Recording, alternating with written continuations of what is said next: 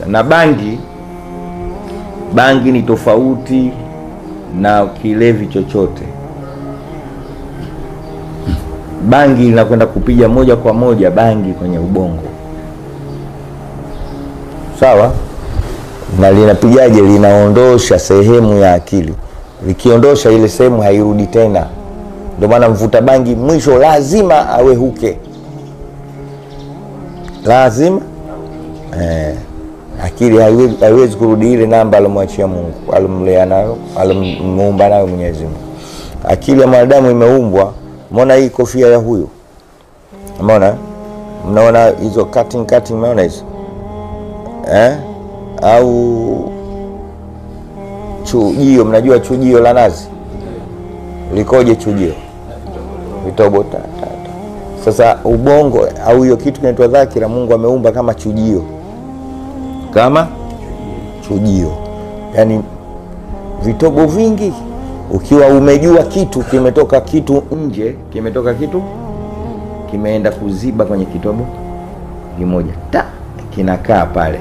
Ndio siku zote unakikumbuka muda wa kudumu kipo katika kile Kwa hiyo mwenye akili nyingi ni yule mwenye tundu au vitobo vingi. Sasa inategemea tofauti ya vile vitobo. Kuna vitobo kingine kinachukua vitu mpaka laki. Mwingine kitobo chake kinachukua vitu mabilioni. Ushaelewa vizuri? Kwa hiyo ndio maana ukiwa unakaa hivi nakumbuka kitu, basi kinatafuta ile tundu yake kinatoa kweli. Kama tukumbuka hadithi man ayara akahu, imo katika tundu moja mazichi. Sasa kuna mtu mwingine kitu kikiingia pale katika kitundu akitoki tena. Mwingine tundu yake imelegea, huyo ndo hana akili nzuri kidogo. Akili yake inakaa afanya kitupa kile. Ile tundu inabaki tena iko wazi. Ndio huyu ndo mtu mwenye kusahau. Nimesahau kwamba kile. Sawa? Bangi sasa inaofanya kazi yake bangi. Ule moshi ukenda unaenda kuziba ile. Yaani inaipiga seal kama unaenda kuipiga spot. Si unajua chuma kinazibwa kwa nini inaitwa spot ile? Kwa hiyo unapunguza zile tundu. Kwa mwisho linakuwa kama sufuria baada ya kuwa kama chujio. Umeona tofauti yake? Chujio ni aluminium ambayo ina vitundu. Sawa? Sufuria ni aluminium haina tundu hata. Sasa bangi inaenda kubadilisha chujio kuwa sawa na kwa bichwa butu.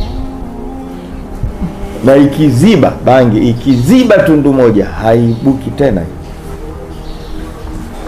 Yaani ule moshi wa bangi hatari yake kwa hapo. Kwa hiyo unavuta, ukitinga ile umeziba ujio. Kwa hiyo kirudi akili hairudi na kama ilikuwa kwa mfano chujio lako lina tundu 1000, kila ukipiga pafu na ikakulewesha ile bangi ni bangue. Ukibanguka tu umeziba tundu. Ikitoka ule ulevi mwenyewe umetopokwa, haupo ule ulevi, lakini ujue tundu moja fanya. Sasa wewe endelea kuvuta, uendelee kuziba matundu. Mwisho anakusha yote. Yakiisha tu ndio unavua nguo,